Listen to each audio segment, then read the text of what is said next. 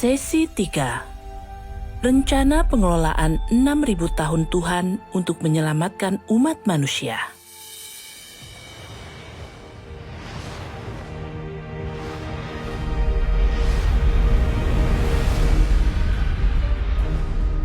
Pada mulanya, Tuhan menciptakan langit dan bumi dan segala isinya.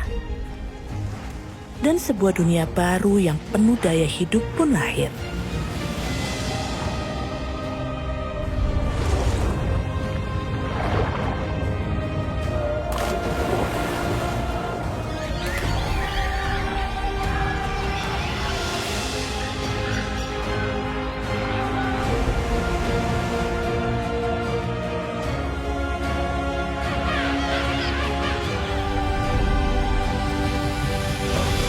Segala sesuatu yang Tuhan ciptakan adalah sempurna dan indah. Sepenuhnya menunjukkan hikmat, kebaikan, dan kemahakuasaannya.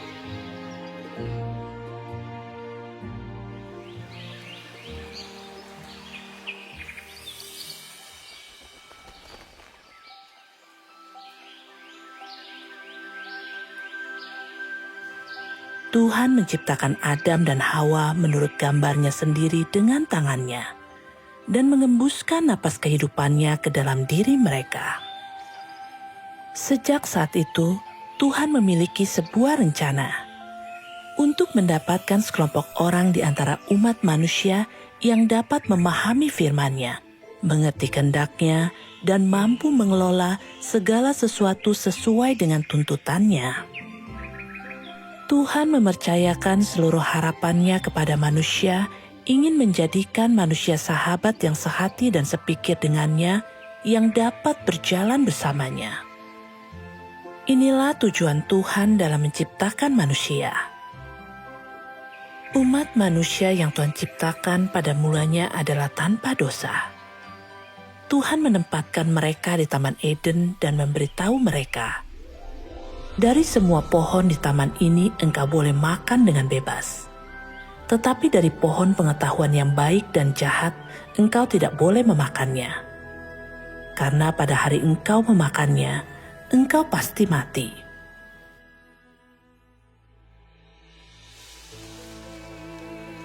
Namun, Adam dan Hawa tidak mengindahkan perintah Tuhan.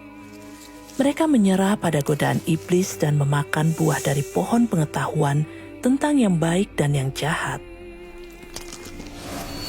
Setelah itu, umat manusia mulai menjauh dari Tuhan dan menjadi rusak oleh iblis dan diperbudak olehnya. Umat manusia kemudian hidup dalam dosa, menjadi semakin bejat, jahat hingga ke tingkat ekstrim, bahkan sampai menjadi musuh Tuhan dan tidak mengizinkan keberadaannya. Inilah sebabnya Tuhan memutuskan untuk memusnahkan umat manusia ini dengan air bah.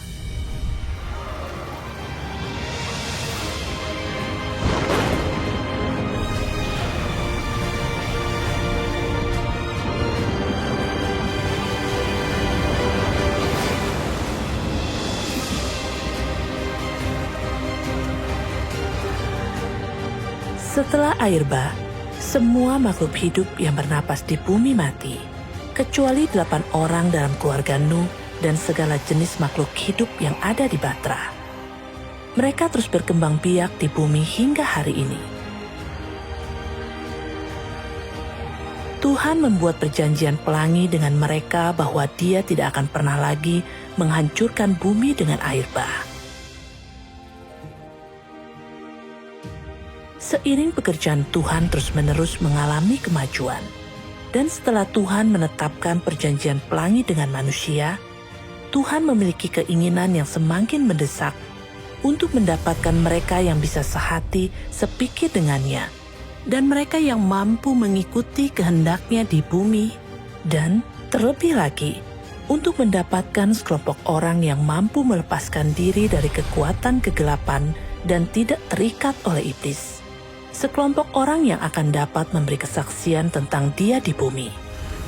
Jadi, untuk menyelamatkan umat manusia sepenuhnya dari dosa, Tuhan memulai 3 tahap pekerjaannya. Inilah rencana pengelolaan 6.000 tahun Tuhan untuk menyelamatkan umat manusia. Jadi, mengapa Tuhan perlu melakukan 3 tahap pekerjaan? Mari kita baca beberapa kutipan firman untuk memahaminya. Tujuan dari ketiga tahap pekerjaan ini adalah penyelamatan seluruh umat manusia. Ini berarti penyelamatan manusia secara utuh dari kuasa iblis. 6.000 tahun pekerjaan pengelolaan Tuhan dibagi menjadi 3 tahap. Zaman hukum Taurat, zaman kasih karunia, dan zaman kerajaan. Ketiga tahap pekerjaan ini semuanya demi penyelamatan umat manusia, yang berarti ketiganya adalah demi penyelamatan umat manusia yang telah sangat dirusak oleh iblis.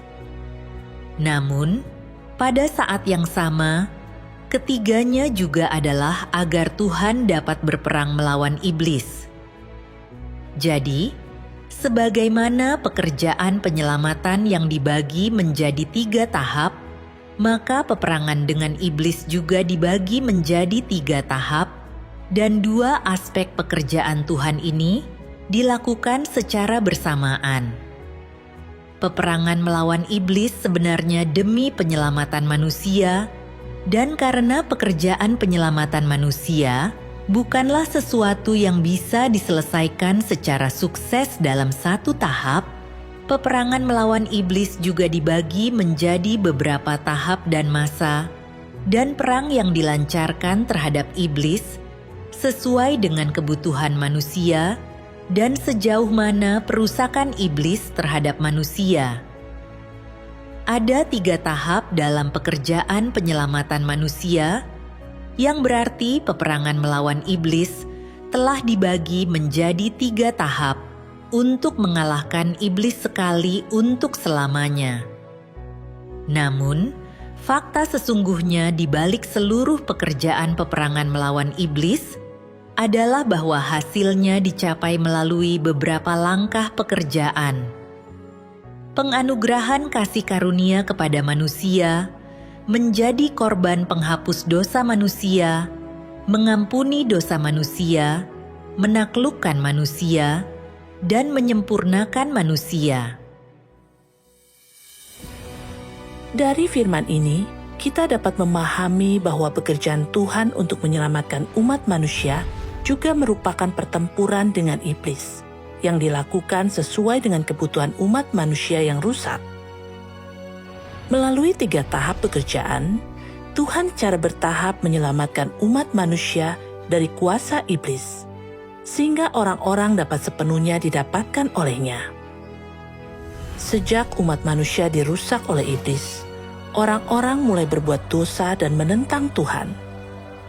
Karena dosa, orang-orang menghadapi kematian seperti yang dikatakan oleh firman Tuhan. Karena ganjaran dosa adalah kematian. Untuk menyelamatkan umat manusia sepenuhnya dari dosa, agar mereka tidak lagi berbuat dosa dan dapat selamanya hidup di bawah pemeliharaan dan perlindungan Tuhan, Tuhan memulai rencana pengelolaannya selama 6.000 tahun. Rencana ini meluncurkan 3 tahap pekerjaan untuk menyelamatkan umat manusia. Pertama, untuk membuat orang mengetahui dosa. Kemudian untuk menebus dosa-dosa mereka. Dan akhirnya, untuk sepenuhnya menyelesaikan akar dosa umat manusia.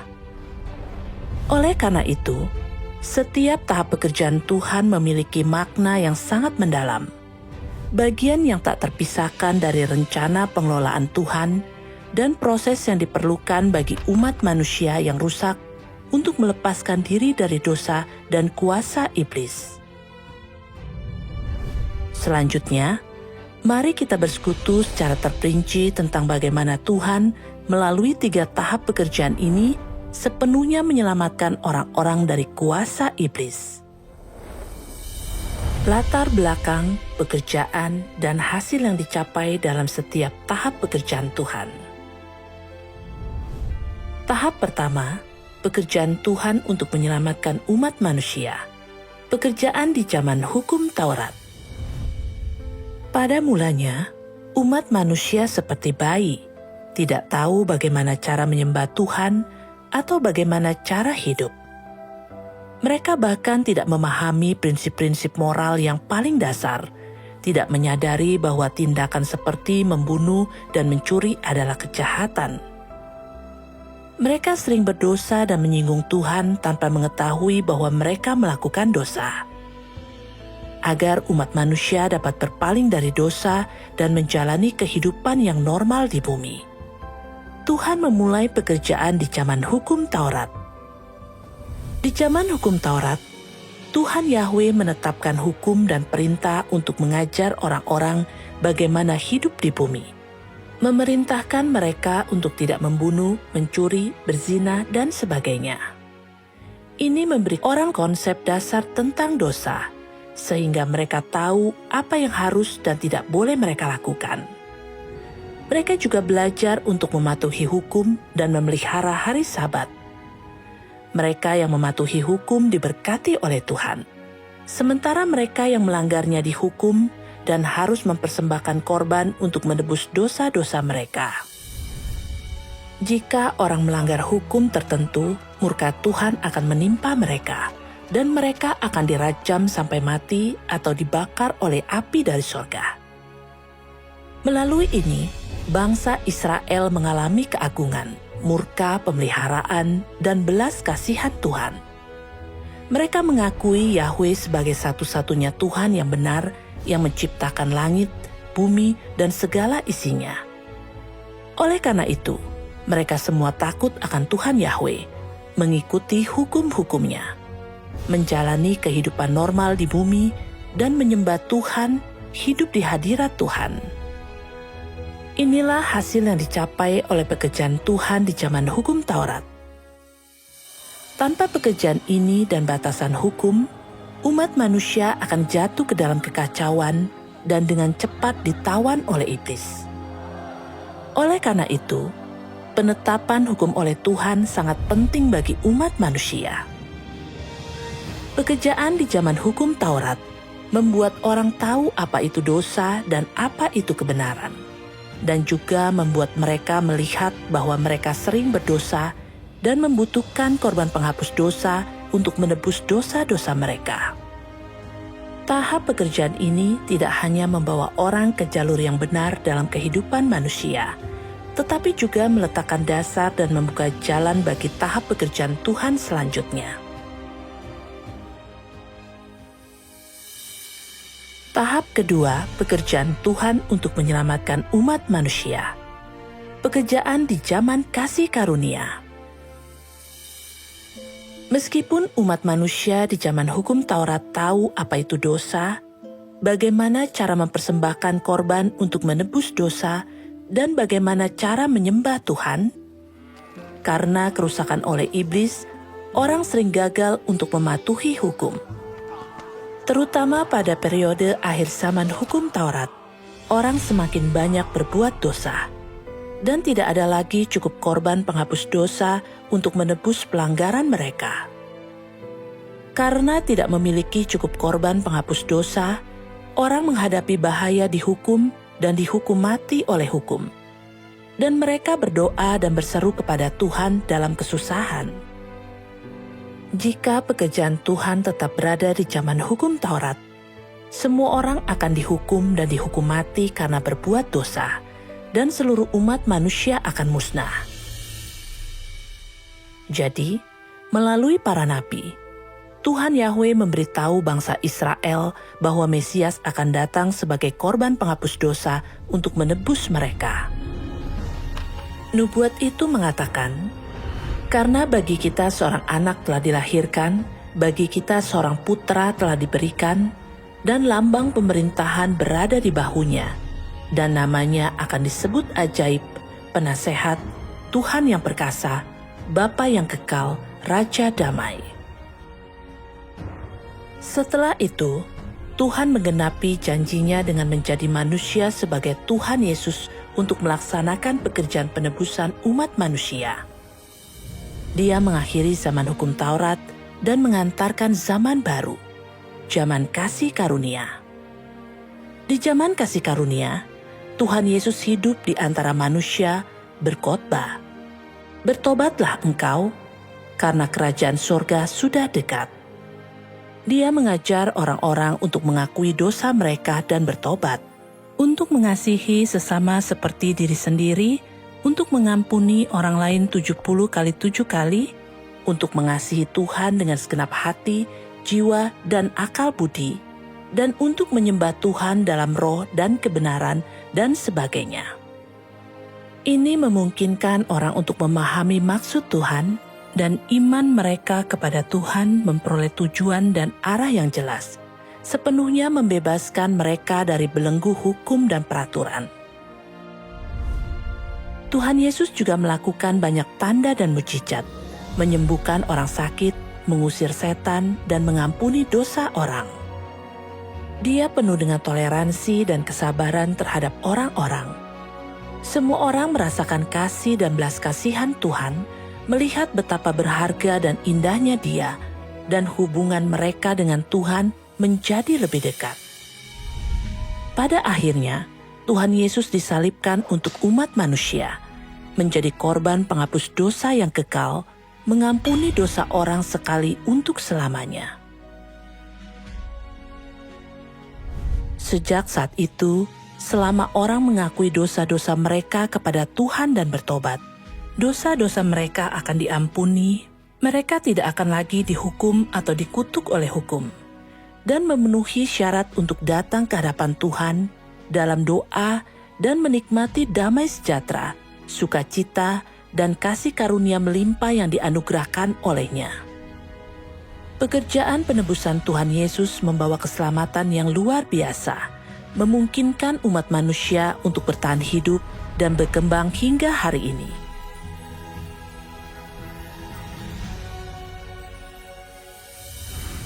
Sekarang, mari kita pertimbangkan sebuah pertanyaan. Apakah pekerjaan penebusan Tuhan Yesus selesai, berarti pekerjaan penyelamatan Tuhan sudah selesai? A. Pekerjaan penyelamatan Tuhan belum selesai, karena kita masih bisa berbuat dosa, dan Tuhan harus melakukan lebih banyak pekerjaan untuk menyelamatkan umat manusia. B. Pekerjaan penyelamatan Tuhan telah sepenuhnya selesai, dan kita bisa langsung masuk ke kerajaan sorga. Jawaban yang benar adalah A. Pekerjaan penyelamatan Tuhan belum selesai, karena kita masih bisa berbuat dosa, dan Tuhan harus melakukan lebih banyak pekerjaan untuk menyelamatkan umat manusia. Sebagian orang menunjuk pada fakta bahwa Tuhan Yesus berkata di kayu salib, "Sudah selesai," untuk berpendapat bahwa pekerjaan penyelamatan Tuhan telah selesai, dan Dia tidak perlu melakukan pekerjaan lagi untuk menyelamatkan umat manusia. Karena Tuhan Yesus disalibkan dan menebus seluruh umat manusia, pekerjaan Tuhan untuk menyelamatkan umat manusia sepenuhnya telah selesai. Dan ketika Tuhan kembali pada akhir zaman, Dia akan langsung mengangkat orang-orang percaya ke udara dan membawa mereka ke dalam kerajaan surga. Namun, apakah ini benar demikian? Ketika Tuhan Yesus berkata di kayu salib, "Sudah selesai," Dia merujuk pada penyelesaian pekerjaan penyaliban dan penebusannya. Itu tentu tidak berarti bahwa seluruh pekerjaan Tuhan untuk menyelamatkan umat manusia telah selesai. Tuhan memiliki lebih banyak pekerjaan yang harus dilakukan karena dosa-dosa orang hanya diampuni melalui iman mereka kepada Tuhan. Tetapi natur berdosa di dalam diri orang-orang belum diselesaikan. Karena natur berdosa mereka, orang hidup dengan watak yang rusak setiap hari. Mereka sering mendapati diri mereka secara tidak sadar berbohong, bersaing untuk mendapatkan ketenaran, menyimpan kecemburuan, terlibat dalam perselisihan, dan bertindak dengan kesombongan diri sendiri, tidak mampu untuk bertoleransi, sabar, atau mengasihi orang lain seperti mereka mengasihi diri mereka sendiri. Bahkan lebih sulit lagi untuk mengasihi dan menaati Tuhan. Selama 2000 tahun, semua orang percaya telah hidup dalam siklus berbuat dosa di siang hari dan mengaku dosa di malam hari, mengalami secara mendalam rasa sakit dan siksaan hidup dalam dosa. Ini adalah fakta yang tidak dapat disangkal. Apakah orang yang hidup dalam dosa seperti ini benar-benar diselamatkan dan memenuhi syarat untuk masuk ke kerajaan sorga? Tentu saja tidak. Tuhan Yesus berfirman, "Sesungguhnya aku berkata kepadamu, siapa saja yang melakukan dosa adalah hamba dosa. Dan hamba tidak tinggal di rumah selamanya, tetapi anak tetap tinggal selama-lamanya. Karena itu jadilah kudus, sebab aku ini kudus. Tanpa kekudusan tidak ada manusia yang bisa melihat Tuhan." Tuhan adalah Tuhan yang benar dan kudus.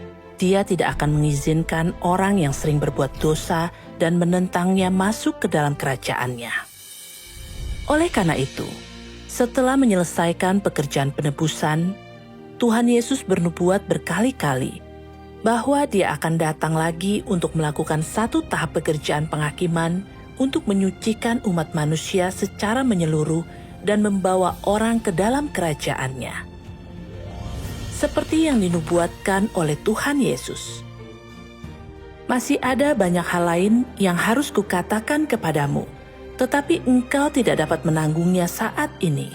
Namun, ketika Dia, Roh kebenaran itu datang, Dia akan menuntun engkau sekalian ke dalam seluruh kebenaran.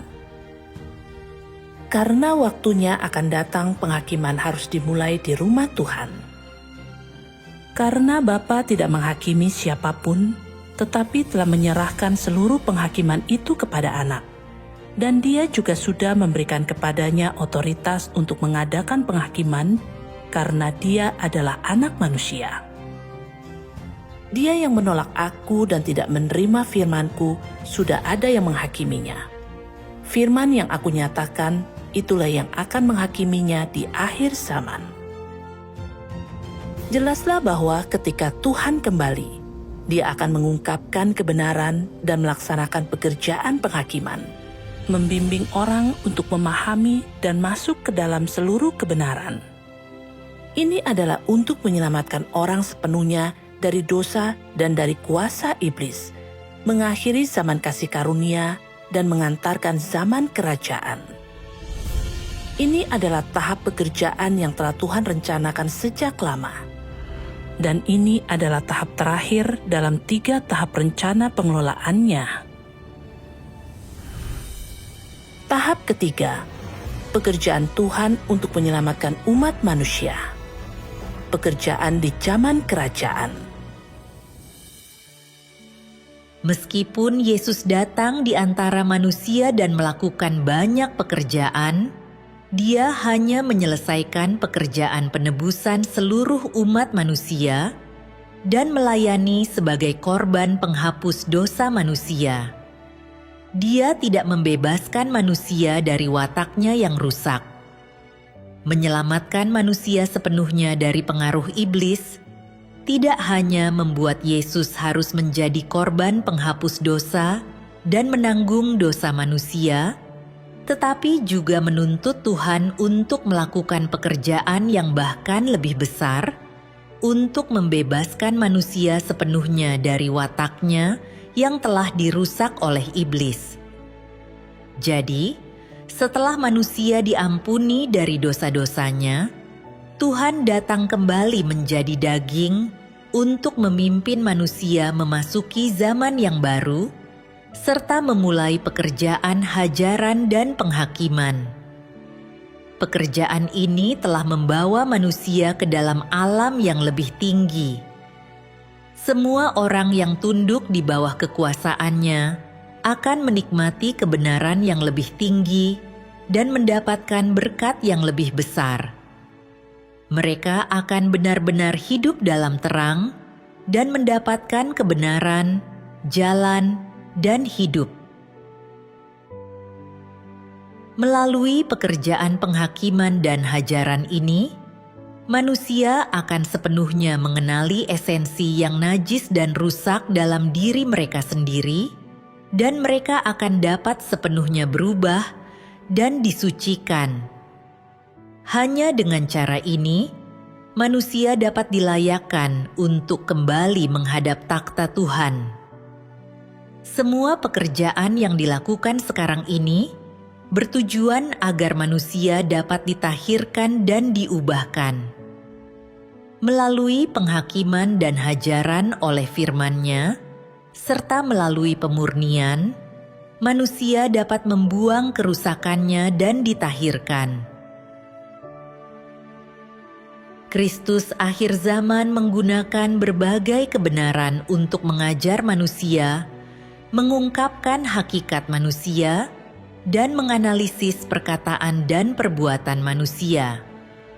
Firman ini terdiri dari berbagai kebenaran, seperti tugas-tugas manusia, bagaimana manusia seharusnya tunduk kepada Tuhan, bagaimana seharusnya manusia setia kepada Tuhan, bagaimana manusia seharusnya hidup dalam kemanusiaan yang normal, serta hikmat dan watak Tuhan, dan sebagainya. Firman ini semuanya ditujukan pada hakikat manusia dan wataknya yang rusak. Secara khusus, firman yang mengungkapkan bagaimana manusia menolak Tuhan diucapkan berkaitan dengan bagaimana manusia merupakan perwujudan iblis dan kekuatan musuh yang melawan Tuhan. Dalam melaksanakan pekerjaan penghakimannya, Tuhan tidak hanya menjelaskan natur manusia dengan beberapa kata. Dia menyingkapkan dan memangkasnya dalam jangka panjang. Semua cara-cara penyingkapan dan pemangkasan yang beragam ini tidak bisa digantikan dengan perkataan biasa, tetapi dengan kebenaran yang sama sekali tidak dimiliki manusia. Hanya cara-cara seperti inilah yang dapat disebut penghakiman. Hanya melalui penghakiman jenis inilah, manusia bisa ditundukkan dan diyakinkan sepenuhnya tentang Tuhan, dan bahkan memperoleh pengenalan yang sejati akan Tuhan. Yang dihasilkan oleh pekerjaan penghakiman adalah pemahaman manusia tentang wajah Tuhan yang sejati, dan kebenaran tentang pemberontakannya sendiri.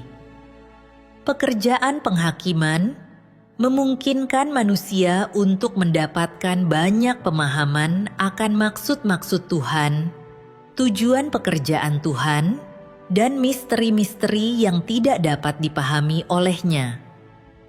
Pekerjaan ini juga memungkinkan manusia untuk mengenali dan mengetahui esensi dirinya yang rusak dan akar penyebab dari kerusakannya, serta menemukan keburukan mereka sendiri.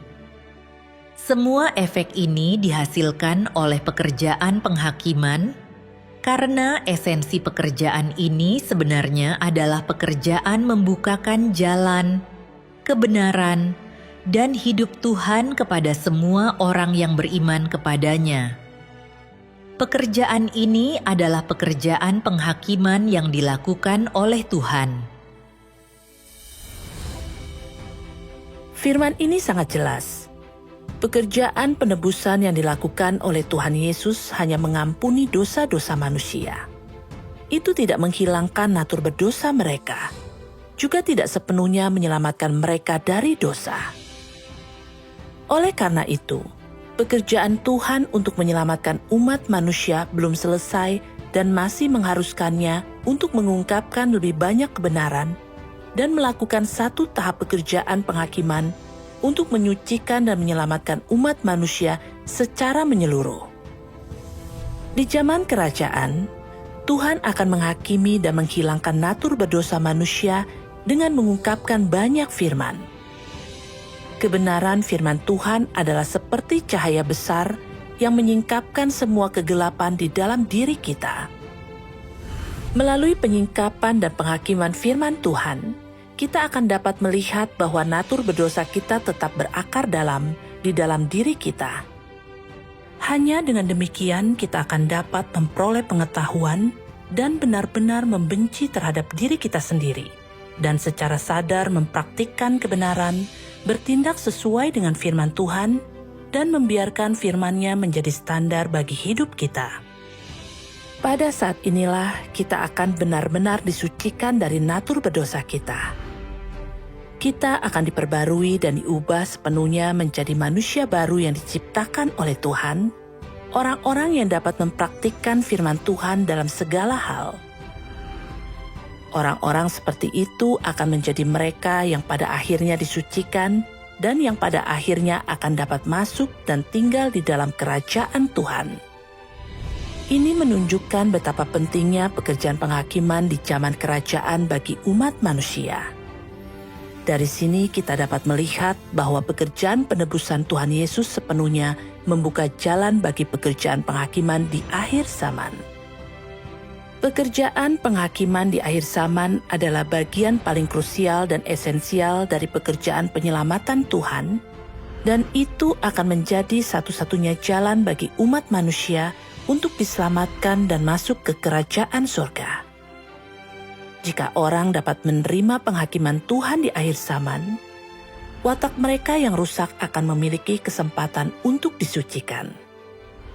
Mereka tidak akan lagi berbuat dosa dan menentang Tuhan, dan mereka akan dapat benar-benar tunduk kepada Tuhan dan mengasihi Tuhan.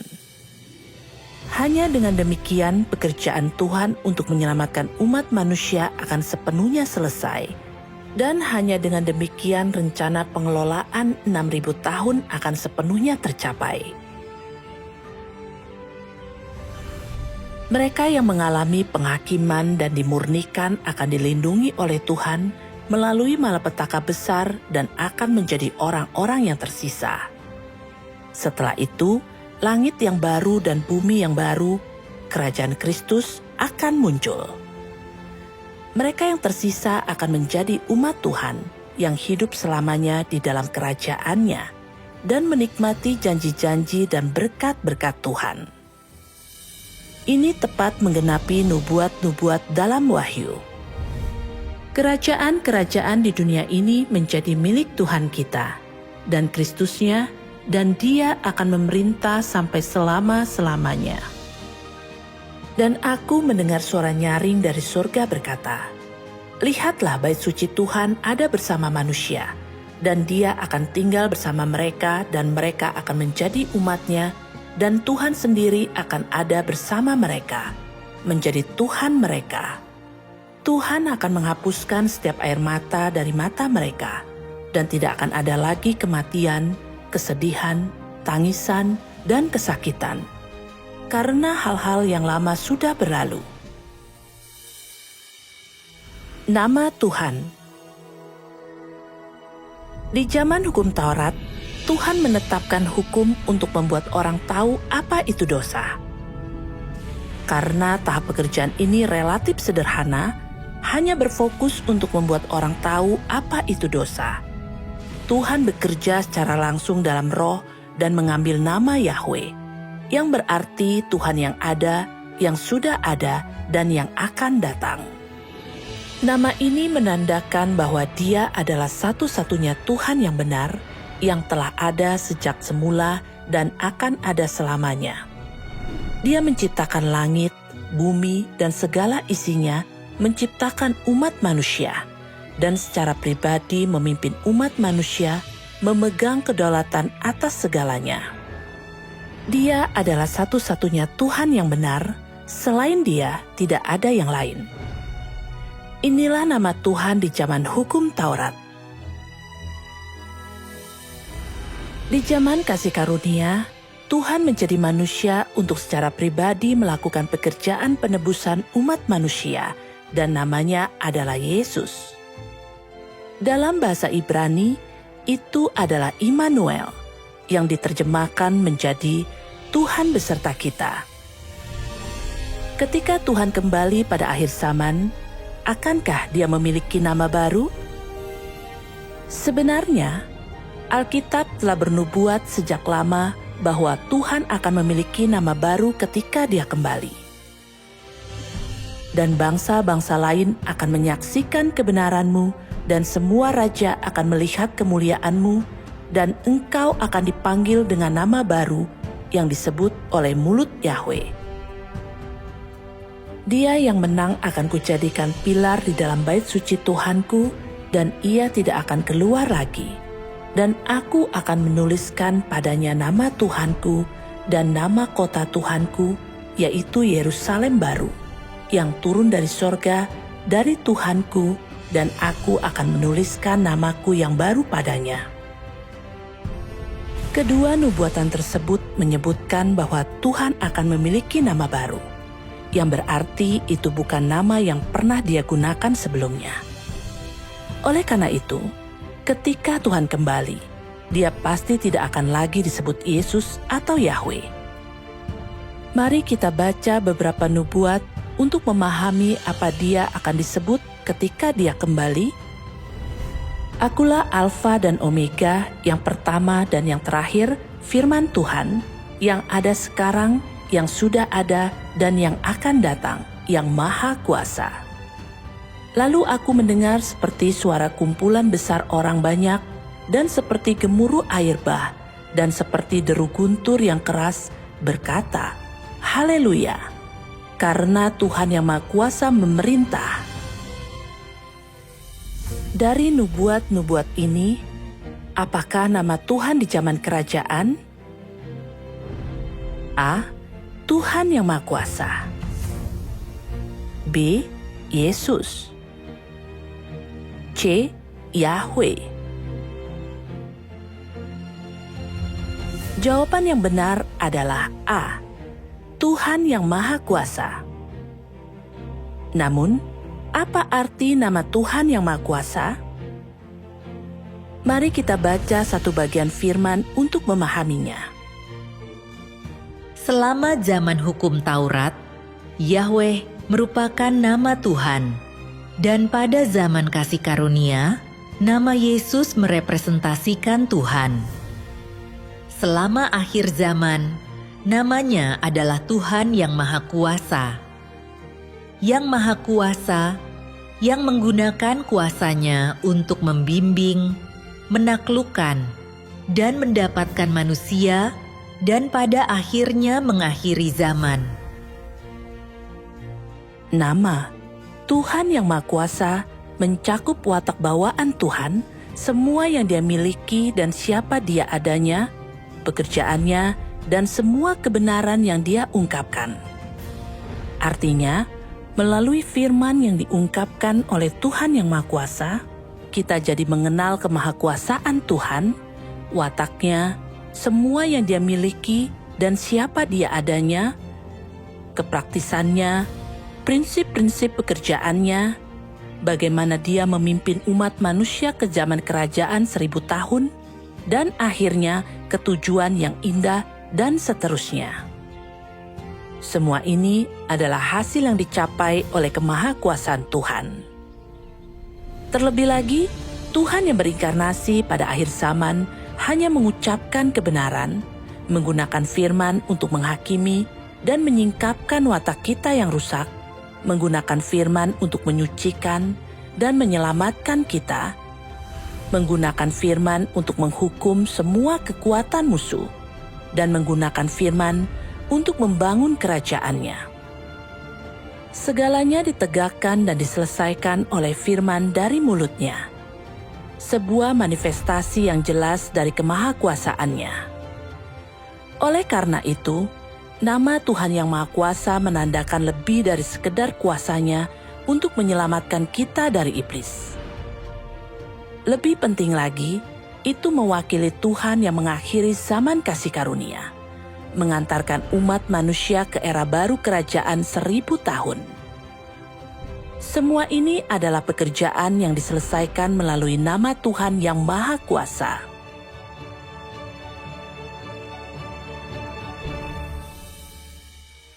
Jadi, mengapa nama Tuhan berubah? Kita akan memahami setelah membaca beberapa kutipan firman. Sebagian orang mengatakan bahwa nama Tuhan tidak berubah. Lalu, Mengapa nama Yahweh berubah menjadi Yesus? Dinubuatkan bahwa Mesias akan datang, lalu mengapa manusia bernama Yesus yang datang? Mengapa nama Tuhan berubah? Bukankah pekerjaan Tuhan yang itu sudah lama dilakukan? Mungkinkah Tuhan tidak melakukan pekerjaan baru pada zaman sekarang? Pekerjaan masa lampau dapat diubah, dan pekerjaan Yesus dapat menjadi lanjutan dari pekerjaan Yahweh. Lalu, tidak bisakah pekerjaan Yesus digantikan dengan pekerjaan lain? Jika nama Yahweh dapat diubah menjadi Yesus, maka tidak bisakah nama Yesus juga diubah? Semuanya ini tidak aneh. Hanya saja manusia yang berpikiran terlalu sederhana. Tuhan tetap menjadi Tuhan. Bagaimanapun pekerjaannya berubah, dan bagaimanapun namanya berubah, watak dan hikmatnya tidak akan pernah berubah. Jika engkau percaya bahwa Tuhan hanya dapat dipanggil dengan nama Yesus, maka pengetahuanmu terlalu terbatas. Di setiap zaman, Tuhan melakukan pekerjaan baru dan disebut dengan nama baru. Bagaimana mungkin Dia melakukan pekerjaan yang sama pada zaman yang berbeda? Bagaimana mungkin Dia melekat erat pada sesuatu yang lama? Nama Yesus dipakai demi pekerjaan penebusan. Maka apakah Dia masih akan dipanggil dengan nama yang sama ketika Dia kembali pada akhir zaman? Apakah Dia akan tetap melakukan pekerjaan penebusan? Mengapa Yahweh dan Yesus adalah satu, tetapi dipanggil dengan nama yang berbeda pada zaman yang berbeda? Bukankah karena zaman pekerjaan mereka berbeda? Mungkinkah satu nama merepresentasikan Tuhan seutuhnya? Jika demikian, Tuhan harus dipanggil dengan nama yang berbeda pada zaman yang berbeda, dan Dia harus menggunakan nama untuk mengubah dan merepresentasikan zaman. Karena tiada satu nama pun yang dapat sepenuhnya merepresentasikan Tuhan, dan setiap nama hanya dapat merepresentasikan aspek temporal dari watak Tuhan pada zaman tertentu. Yang perlu dilakukan setiap nama hanyalah mewakili pekerjaannya. Oleh karena itu, Tuhan dapat memilih nama apapun yang sesuai dengan wataknya untuk merepresentasikan seluruh zaman. Ada makna yang besar di balik Tuhan mengubah namanya. Tuhan selalu baru dan tidak pernah usang. Pekerjaannya selalu bergerak maju, jadi namanya berubah seiring dengan pekerjaannya dan zaman. Setiap kali Tuhan memulai satu tahap pekerjaan dan mengantarkan zaman baru, Dia mengambil sebuah nama yang signifikan untuk zaman itu, untuk mewakili pekerjaan yang Dia lakukan dan watak yang Dia ungkapkan. Dengan cara ini, orang tidak akan membatasi Tuhan hanya pada nama Yahweh atau Yesus, dan kita tidak akan membatasi Tuhan dalam gagasan dan imajinasi kita. Karena Tuhan itu tak terbatas hikmatnya dan maha kuasa. Apa yang Dia miliki dan siapa Dia adanya mencakup segala sesuatu, jauh melampaui apa yang dapat digambarkan oleh bahasa manusia. Tidak ada satu nama pun, apalagi satu atau dua, yang bisa sepenuhnya mewakili semua tentang siapa Dia. Oleh karena itu, Tuhan mengambil nama yang berbeda di setiap zaman. Misalnya, di zaman hukum Taurat, nama Tuhan adalah Yahweh. Nama ini mewakili pekerjaan Tuhan di zaman hukum Taurat, dan watak belas kasihan, keagungan, dan murka yang Dia ungkapkan. Setelah itu, Tuhan menjadi manusia sebagai anak manusia, bekerja dan berbicara di bawah nama Yesus. mengantarkan zaman kasih karunia, dan mengakhiri zaman hukum Taurat. Tuhan Yesus mengajarkan jalan pertobatan kepada orang-orang, mengampuni dosa-dosa orang, menganugerahkan kepada mereka damai sejahtera, sukacita, dan kasih karunia yang melimpah, dan pada akhirnya disalibkan untuk menebus seluruh umat manusia. Oleh karena itu, Tuhan menggunakan nama Yesus untuk zaman kasih karunia, mewakili pekerjaan penebusan dan watak kasih dan belas kasihan yang Dia ungkapkan. Jika pada akhir zaman, Tuhan Yesus akan kembali dan masih menggunakan nama Yesus, maka pekerjaan Tuhan akan terbatas pada pekerjaan penebusan. Oleh karena itu, untuk membuka zaman baru dan melaksanakan pekerjaan baru, Dia tentu tidak dapat disebut dengan nama yang sama. Pada akhir zaman, Tuhan Yesus akan kembali untuk bekerja di bawah nama Tuhan Yang Maha Kuasa, membuka zaman kerajaan, dan mengakhiri zaman kasih karunia. Dia akan mengungkapkan kebenaran dan melaksanakan pekerjaan penghakiman yang dimulai dari rumah Tuhan. Menyelamatkan umat manusia secara menyeluruh dari dosa dan dari kuasa iblis, membuat sekelompok pemenang. Ini akan diikuti oleh malapetaka besar di mana Tuhan memberi upah kepada yang baik dan menghukum yang jahat, menghancurkan dunia yang gelap dan jahat ini. Selanjutnya, kerajaan Kristus akan muncul di bumi. Ini sepenuhnya menggenapi nubuat-nubuat dalam Wahyu. Akulah Alfa dan Omega, yang pertama dan yang terakhir, firman Tuhan, yang ada sekarang, yang sudah ada, dan yang akan datang, yang Maha Kuasa. Dan, haleluya, karena Tuhan yang Maha Kuasa memerintah. Untuk lebih memahami aspek kebenaran ini, mari kita ambil sebuah contoh. Jika Anda seorang guru di sekolah, siswa akan secara alami memanggil Anda guru.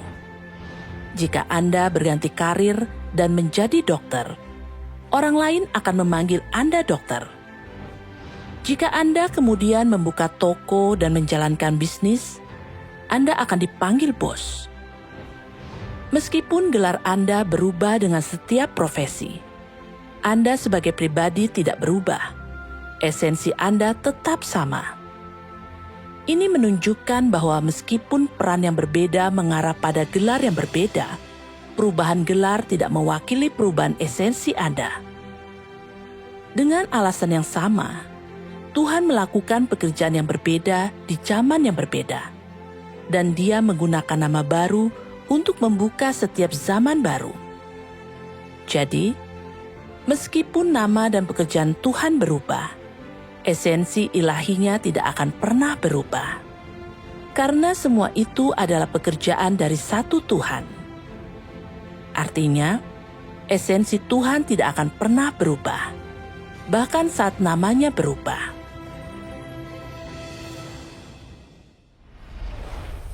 Tiga tahap pekerjaan dilakukan oleh satu Tuhan, semakin mendalam secara progresif.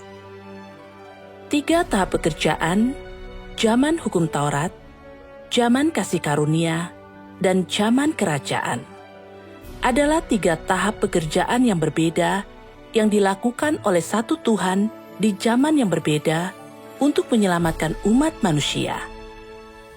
Zaman hukum Taurat ibarat membajak ladang. Tuhan menggunakan nama Yahweh untuk memberlakukan hukum dan perintah, memimpin orang dalam kehidupan mereka, dan membantu mereka untuk mengenal dosa. Zaman kasih karunia ibarat menabur benih.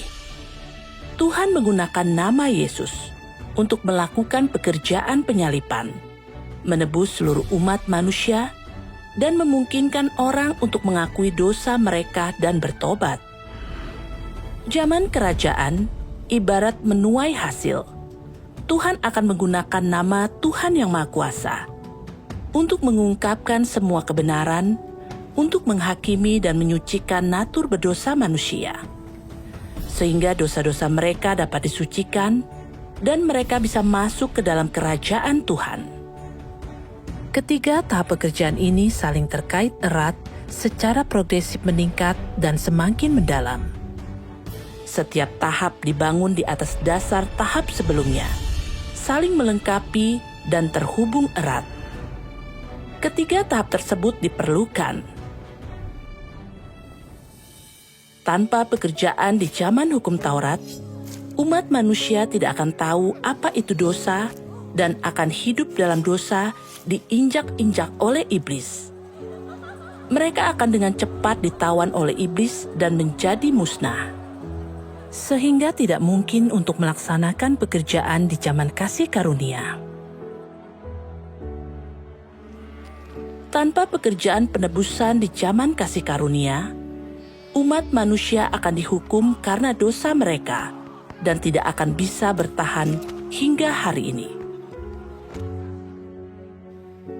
Tanpa pekerjaan penghakiman di akhir zaman, umat manusia tidak akan pernah bisa melepaskan diri dari belenggu dosa. Tidak akan pernah memenuhi syarat untuk masuk ke kerajaan surga. Dan pada akhirnya akan dihancurkan karena dosa-dosa mereka yang berat. Jelaslah bahwa jika salah satu dari ketiga tahap ini hilang, umat manusia akan ditawan oleh iblis dan tidak dapat memperoleh keselamatan. Ketiga tahap pekerjaan ini merupakan rencana pengelolaan Tuhan yang lengkap untuk menyelamatkan umat manusia.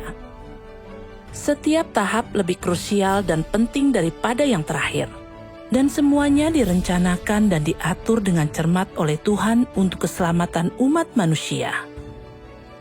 Ini sepenuhnya menunjukkan kasih dan keselamatan Tuhan yang luar biasa bagi umat manusia dan juga mengungkapkan hikmat dan kemahakuasaannya.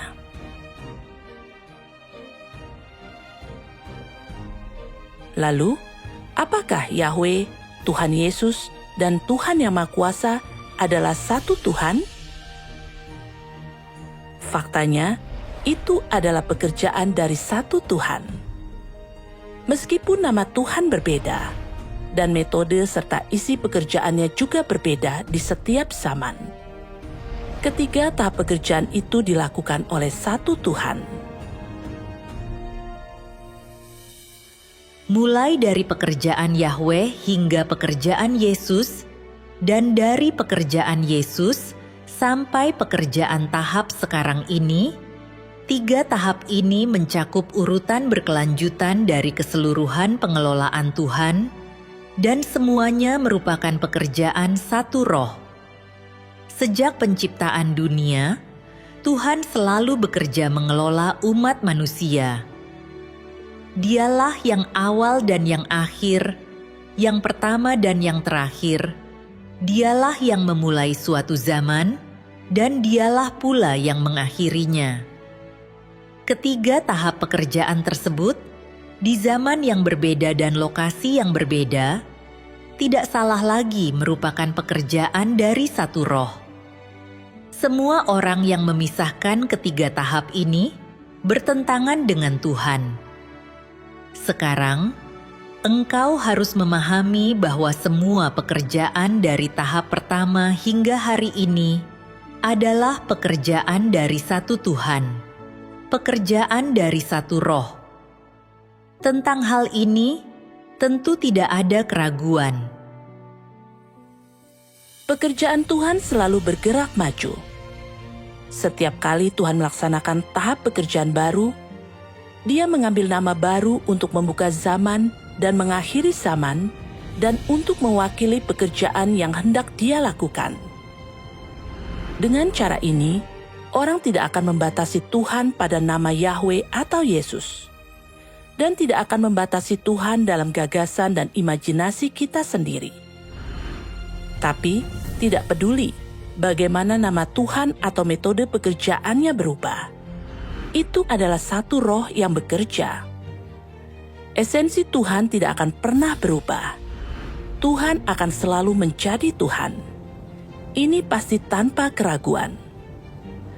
Saudara-saudari, mari kita pikirkan sebuah pertanyaan.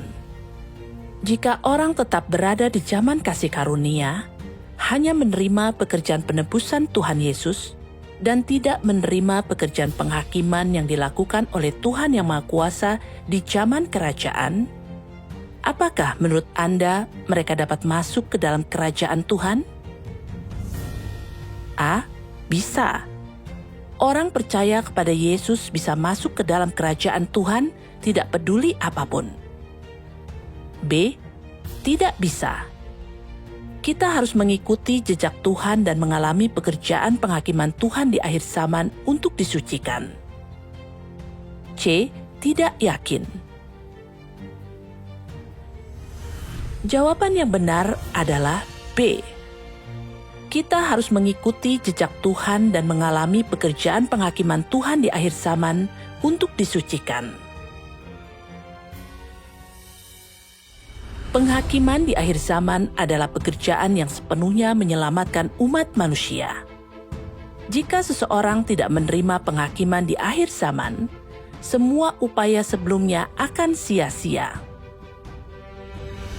Pada saat ini, kita dapat memahami bahwa rencana pengelolaan Tuhan dibagi menjadi 3 tahap. Tahap mana yang paling krusial dan akan menentukan hasil dan tujuan akhir manusia? A. Zaman hukum Taurat. B. Zaman kasih karunia. C. Zaman kerajaan. Jawaban yang benar adalah C. Zaman kerajaan.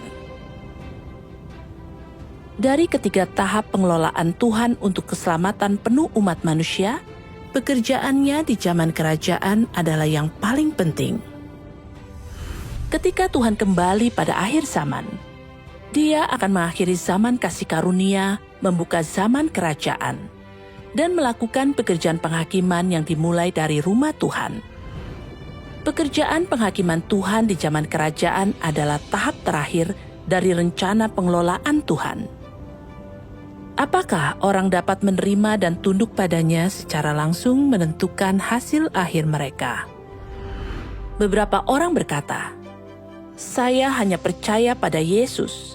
Saya tidak menerima kedatangan Yesus kembali, dan saya tidak perlu mengikuti pekerjaan baru Tuhan." Apa yang akan dikatakan Tuhan Yesus kepada orang-orang seperti itu? Banyak orang akan berkata kepadaku di hari itu kelak, "Tuhan, Tuhan, bukankah kami telah bernubuat demi nama-Mu, telah mengusir setan-setan demi nama-Mu, dan melakukan banyak pekerjaan ajaib demi nama-Mu?" Saat itu, aku akan menyatakan kepada mereka, "Aku tidak pernah mengenalmu. Pergilah daripadaku, engkau yang melakukan kejahatan."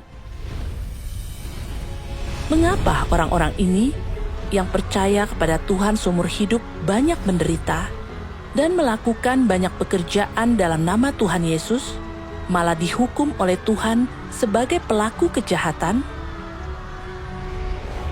Itu karena mereka tidak menerima pekerjaan penghakiman Tuhan di akhir zaman. Watak mereka yang rusak tidak disucikan, sehingga mereka masih bisa memberontak, menentang, menyangkal, dan mengkhianati Tuhan. Tuhan telah melakukan pekerjaan yang begitu besar dan membayar harga yang begitu mahal untuk menyelamatkan umat manusia. Oleh karena itu, menyangkal dan mengutuk pekerjaan penyelamatan terakhir Tuhan adalah pengkhianatan yang paling serius. Itu adalah penghujatan terhadap Tuhan. Orang-orang seperti itu tidak lagi memiliki korban penghapus dosa dan akan selamanya ditolak dan disingkirkan oleh Tuhan. Oleh karena itu, tidak menerima pekerjaan penghakiman Tuhan di akhir zaman, menolak Kristus di akhir zaman, dan menolak untuk menerima keselamatan Tuhan di akhir zaman adalah tanda dihukum. Hasil akhir mereka adalah kebinasaan dan kehancuran, tanpa kesempatan untuk pernah diselamatkan dan masuk ke kerajaan sorga. Tetapi mereka yang dengan tulus percaya kepada Tuhan, merindukan penampakan Tuhan, dan menerima penghakiman dan hajarannya di akhir zaman adalah yang paling diberkati. Mereka adalah kelompok para pemenang yang akan Tuhan sempurnakan di akhir zaman. yang akan memasuki zaman berikutnya bersama Tuhan dan menikmati tempat perhentian yang kekal. Rencana pengelolaan 6.000 tahun Tuhan akan segera berakhir, dan gerbang batra akhir zaman akan segera ditutup. Tidak banyak waktu yang tersisa. Sekarang, malapetaka besar yang dinubuatkan dalam Alkitab telah dimulai. Jika orang tidak menyambut Tuhan, mereka pasti akan menderita dalam malapetaka. Malapetaka yang akan datang semuanya akan menjadi bencana besar. Termasuk tetapi tidak terbatas pada gempa bumi, topan, letusan gunung berapi, banjir, dan sebagainya. Setelah kehancuran satu bencana, bencana lain akan segera menyusul dan merenggut lebih banyak nyawa. Dengan setiap gelombang bencana, sekelompok orang lain akan binasa. Dengan cara ini, semua orang yang tidak percaya dan pelaku kejahatan akan secara bertahap disingkirkan dan dihancurkan. Jika orang hanya menerima 2 tahap pertama pekerjaan Tuhan, tetapi menolak untuk menerima pekerjaan penghakiman Tuhan di akhir zaman, watak hidup mereka tidak akan pernah berubah. Mereka tidak akan pernah diselamatkan. Ini adalah manifestasi dari watak Tuhan yang benar. Iman mereka akan berhenti di tengah jalan dengan semua upaya sebelumnya sia-sia. Sayang dan menyesal sekali. Pada akhirnya, hanya mereka yang telah menerima penghakiman Tuhan dan disucikan yang akan dilindungi dan tersisa. Tuhan akan mengalahkan iblis dan sepenuhnya memperoleh kemuliaan. Dan rencana pengelolaan 6.000 tahunnya akan selesai. Selanjutnya, kerajaan Kristus akan muncul di bumi. Mereka yang bertahan hidup akan menjadi umat Tuhan yang hidup selamanya di dalam kerajaannya, menikmati janji-janji dan berkat-berkat Tuhan. Akhirnya, mari kita baca kutipan firman lain. Mereka yang mampu berdiri teguh selama pekerjaan penghakiman dan hajaran Tuhan pada akhir zaman, yaitu selama pekerjaan penyucian terakhir, akan menjadi orang-orang yang akan masuk ke tempat perhentian terakhir bersama Tuhan. Karena itu, semua orang yang masuk ke tempat perhentian adalah mereka yang telah terbebas dari pengaruh iblis dan telah didapatkan oleh Tuhan hanya sesudah mengalami pekerjaan penyucian terakhirnya. Orang-orang ini yang pada akhirnya akan didapatkan oleh Tuhan akan masuk ke tempat perhentian terakhir.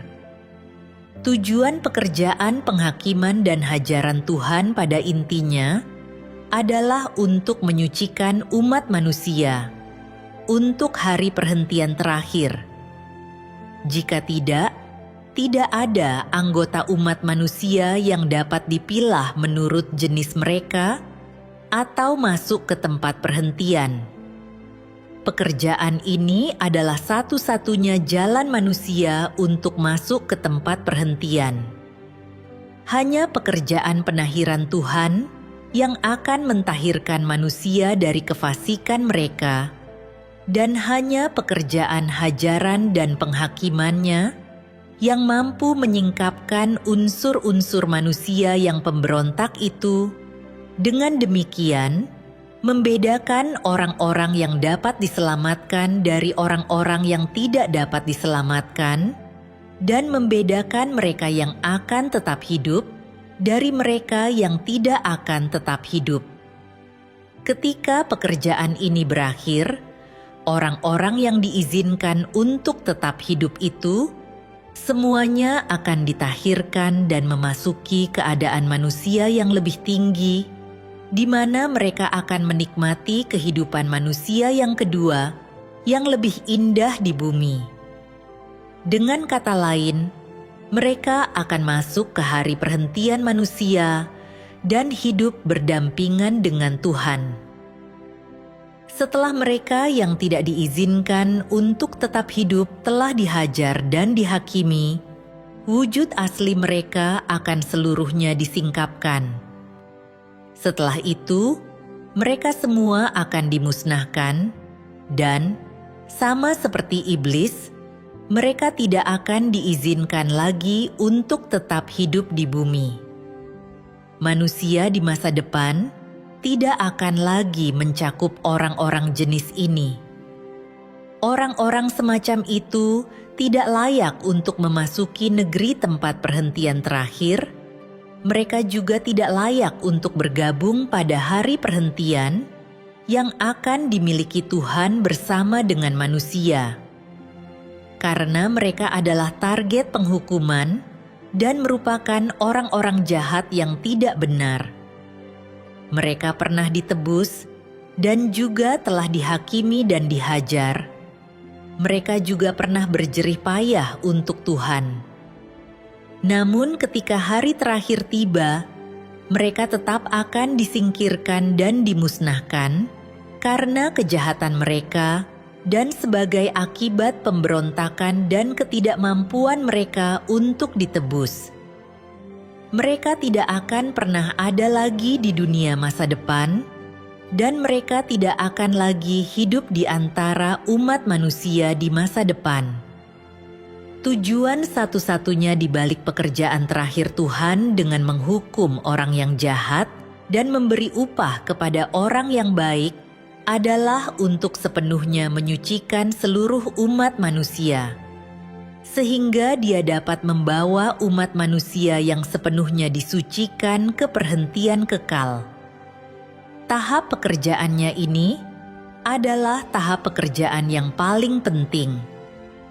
Ini merupakan tahap terakhir dari seluruh pekerjaan pengelolaannya.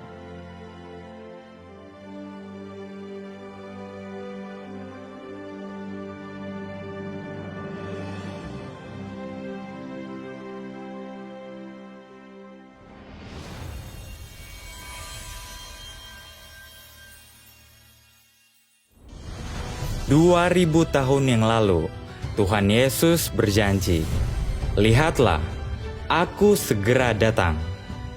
Dia juga bernubuat, karena bangsa akan bangkit melawan bangsa dan kerajaan melawan kerajaan, dan akan ada kelaparan, wabah, dan gempa bumi di berbagai tempat.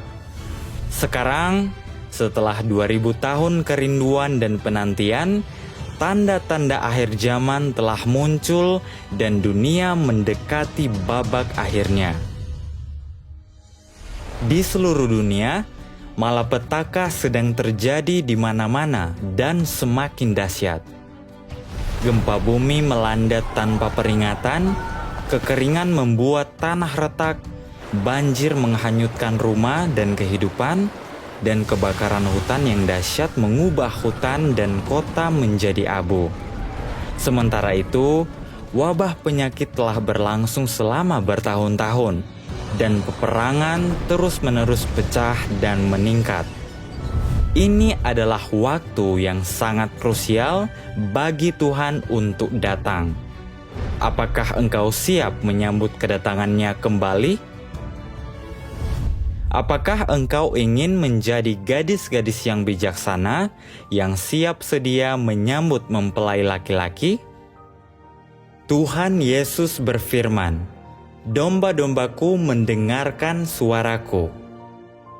Apakah engkau ingin belajar cara mengenali suara Tuhan dan tidak melewatkan kedatangannya kembali? Apakah engkau ingin memiliki hikmat untuk membedakan Kristus yang benar dari yang palsu? Ketika Tuhan datang, kita semua ingin masuk ke dalam kerajaan Tuhan. Namun, apa sajakah syarat untuk masuk ke dalam kerajaan Tuhan? Alkitab menubuatkan lebih dari 200 kali tentang penghakiman yang menanti kita masing-masing. Bagaimana Tuhan akan menghakimi orang-orang percaya dan orang-orang yang tidak percaya? Apa hubungan antara penghakiman dan tujuan akhir kita? Sejak awal hingga sekarang, Tuhan telah berperang melawan iblis untuk menyelamatkan umat manusia selangkah demi selangkah dari dosa. Pernahkah ada yang memberitahumu bahwa Tuhan memiliki rencana pengelolaan 6.000 tahun untuk menyelamatkan umat manusia? Bagaimana Tuhan akan menyelesaikan rencana pengelolaannya dan membawa kita ke tempat tujuan yang indah? Ini bukan sekedar pelajaran Alkitab biasa. Di sini, kami akan mengungkapkan semua misteri yang belum pernah engkau dengar sebelumnya. Di sini, engkau akan belajar lebih banyak kebenaran daripada yang pernah diajarkan di gereja. Di sini, engkau akan menemukan perlindungan selama malapetaka besar.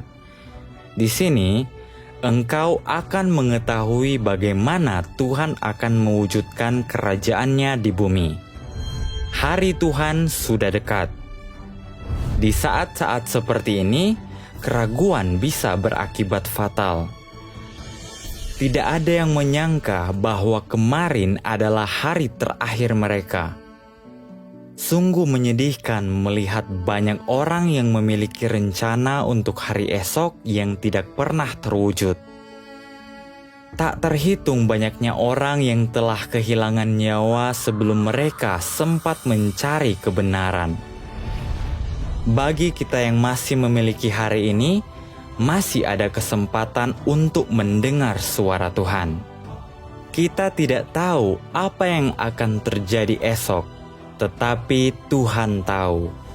Dan Dia memberimu jalan keluar, sebuah jalan menuju kehidupan, menuju kedamaian, dan menuju kerajaannya. Datanglah selagi masih ada waktu. Pelajaran Alkitab gratis kami diadakan online setiap hari pada pukul 19.30 waktu Indonesia Barat, 20.30 waktu Indonesia Tengah, 21.30 waktu Indonesia Timur. Tersedia di semua platform online, termasuk Facebook Messenger, WhatsApp, Google Meet, dan lain-lain. Atau hubungi kami di 62813 2496 9600 untuk mengetahui lebih detail.